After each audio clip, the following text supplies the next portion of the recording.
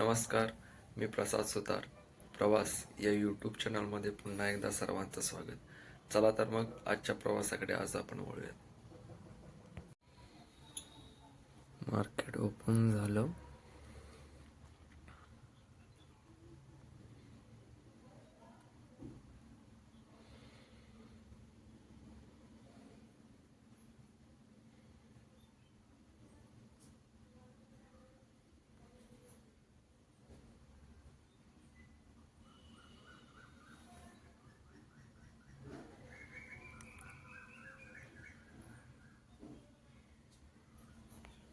Entry आणि target.